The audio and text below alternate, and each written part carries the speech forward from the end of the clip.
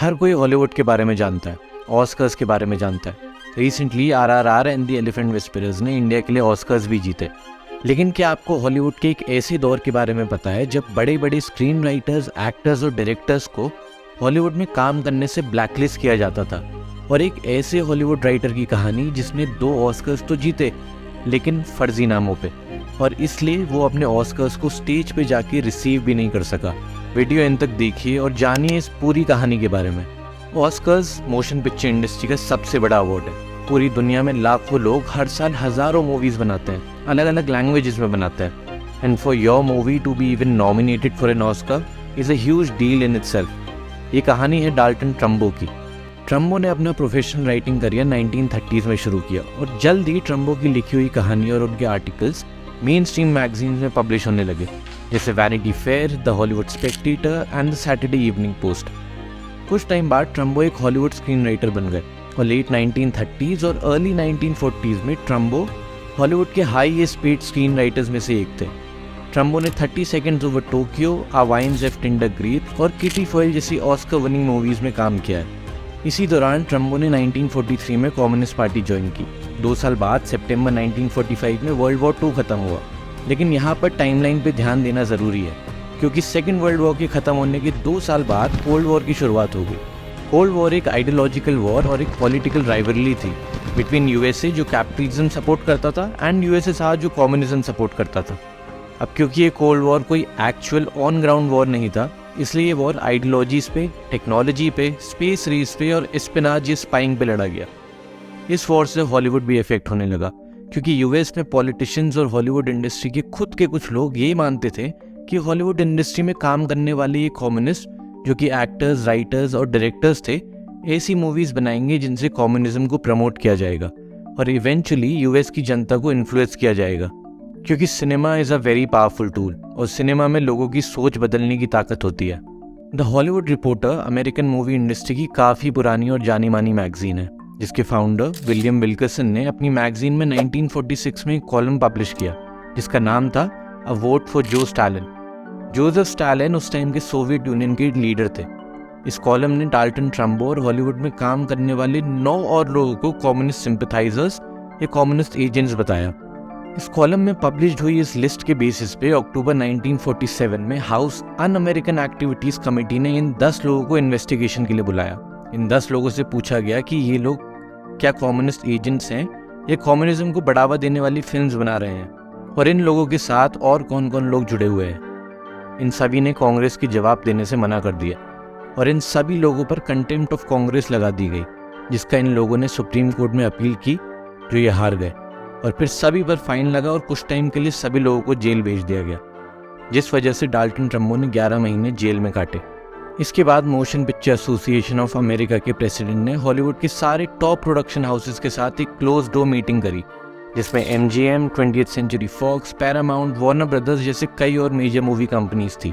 फिर इन सभी ने ये डिसाइड किया कि इन 10 लोगों को हॉलीवुड से ब्लैकलिस्ट किया जाएगा और ये लोग हॉलीवुड में तब तक काम नहीं कर सकते जब तक ये लोग पब्लिकली शपथ खाएं और बोलें कि इन्होंने कम्युनिज्म को त्याग दिया है। ये 10 लोग हॉलीवुड में ब्लैकलिस्ट होने वाले पहले लोग थे और इनके बाद 100 से ज़्यादा लोगों को इस हॉलीवुड ब्लैकलिस्ट में ऐड किया गया। जेल से वापस आने के बाद डाल्टन ट्रम्बो, जो एक टाइम पे हॉलीवुड के हाईएस्ट पेड स्क्रीन राइटर थे, अनएम्प्लॉयड हो गए। लेकिन डाल्टन ट्रम्बो की कहानी यहाँ ख़त्म नहीं हुई। डाल्टन ट्रम्बो ने B मूवी स्टूडियोज़ के लिए लिखना शुरू कर दिया। B मूवी स्टूडियोज़ बेसिकली कम पैसे में बनने वाली मूवीज़ होती हैं, जिन्हें ना ही मेन स्ट्रीम पब्लिक देखती थी और ना ही क्रिटिक्स इन मूवीज़ को कवर करते थे। ये मूवीज़ बहुत जल्दी बन जाती है और वो भी बिना ज़्यादा एफर्ट के। डाल्टन ट्रम्बो ने किंग ब्रदर्स प्रोडक्शन नाम के एक B मूवी स्टूडियो से डील करी कि वो स्टूडियो की डिमांड के हिसाब से फर्जी नामों के अंडर स्क्रिप्ट लिखेंगे। ट्रम्बो ने 2 साल में 18 स्क्रीन प्लेज लिखे, जिसके लिए ट्रम्बो को एक फिल्म के अराउंड $1700 मिलते थे, जबकि ब्लैकलिस्ट होने से पहले ट्रम्बो एक हफ्ते के $4000 कमाते थे। लेकिन किसने सोचा था कि B मूवी स्टूडियो की मूवी को भी ऑस्कर मिल सकता है। हॉलीवुड ब्लैकलिस्ट के दौरान ट्रम्बो की लिखी 2 मूवीज़ द ब्रेव वन और रोमन हॉलीडे ने बेस्ट स्टोरी के लिए ऑस्कर जीते। लेकिन ट्रम्बो अपने ऑस्कर तब कलेक्ट नहीं कर पाए। द ब्रेव वन की स्क्रिप्ट ट्रम्बो ने रॉबर्ट रिच करके एक फर्जी नाम के अंडर लिखी थी। The brave one, Robert Rich.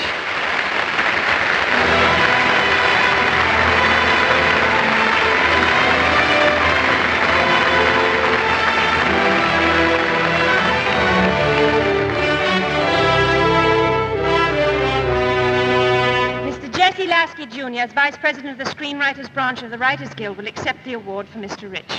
On behalf of Robert Rich and his beautiful story, thank you very much.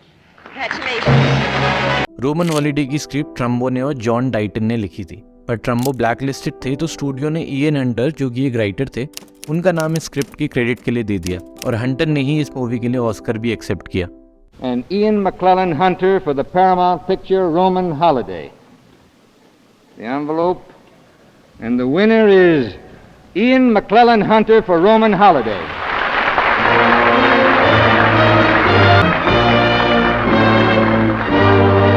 Accepting this for Ian McClellan. Roman holiday एक बॉक्स ऑफिस हिट थी, पर हंटर ने इस मूवी से कमाई हुई ज़्यादातर सैलरी ट्रम्बो को दे दी। धीरे धीरे लोग ट्रम्बो के साथ काम करने के लिए फिर से अप्रोच करने लगे, क्योंकि ब्लैकलिस्टेड और not, Trumbo was a great screen writer. 1960 में उस वक्त के famous Hollywood director Otto Preminger ने डाल्टन ट्रम्बो से अपनी मूवी एक्सोडस की स्क्रिप्ट लिखवाई और पब्लिकली ट्रम्बो को स्क्रीन प्ले का क्रेडिट भी दिया। एक्सोडस काफ़ी बड़ी हिट हुई और इस तरह हॉलीवुड ब्लैकलिस्ट को ख़त्म करने की शुरुआत हुई। और फिर इवेंचुअली उस टाइम के बिगेस्ट एक्टर कर्क डगलस ने 1960 में ये अनाउंस किया कि उनकी फिल्म स्पार्टकस का स्क्रीन प्ले डाल्टन ट्रम्बो ने लिखा है। स्पार्टकस भी एक्सोडस की तरह एक मेगा हिट थी, जिसको ना सिर्फ उस टाइम के US president John F Kennedy ने थिएटर में देखा, बल्कि उसकी तारीफ भी की। और स्पार्टकस यूनिवर्सल स्टूडियोज की उस टाइम की सबसे बड़ी मनी मेकर बनी, जो आज भी एक हॉलीवुड क्लासिक है। और इस तरह फाइनली डाल्टन ट्रम्बो ने अपनी मेहनत और परसिवियरेंस से हॉलीवुड ब्लैकलिस्ट को तोड़ दिया। डाल्टन ट्रम्बो ने जो रॉबर्ट रिच नाम के अंडर द ब्रेव वन के लिए ऑस्कर जीता था, वो एकेडमी ने फाइनली ट्रम्बो को 1975 में अवार्ड किया। Dalton Trumbo died a year later in 1976। 1993 में एकेडमी ने ट्रम्बो को रोमन हॉलिडे के लिए भी ऑफिशियली रिकग्नाइज किया और एक ऑस्कर और स्क्रीन क्रेडिट दे दिया, जो पहले 1956 में इयन हंटर को मिला था, जो उस वक्त ट्रम्बो के लिए एक फ्रंट थे। लेकिन इंटरेस्टिंग ये है कि इयन हंटर के बेटे ने अपने फादर को मिले ऑस्कर को ट्रम्बो की फैमिली को देने से मना कर दिया और फिर एकेडमी को एक नया ऑस्कर बनाना पड़ा। हॉलीवुड में hundreds of people were targeted और अक्रॉस अमेरिका हज़ारों टीचर्स, सोल्जर्स, गवर्नमेंट वर्कर्स और इन सभी की फैमिलीज को अनफेयरली टारगेट किया गया, जिसकी वजह से इनमें से ज़्यादातर लोगों को फिर कभी काम नहीं मिला और इसका रिजल्ट था सुसाइड्स, बैंकरप्सीज और डिवोर्सेस। और इन लोगों को सिर्फ कम्युनिस्ट होने की शक पे या कम्युनिस्ट होने पर ये सब झेलना पड़ा। डाल्टन ट्रम्बो को भले ही दशकों तक हॉलीवुड से ब्लैकलिस्ट किया हो, पर उनका काम आज भी ऑडियंस से ना सिर्फ रेजोनेट करता है, बल्कि उन्हें इंस्पायर भी करता है।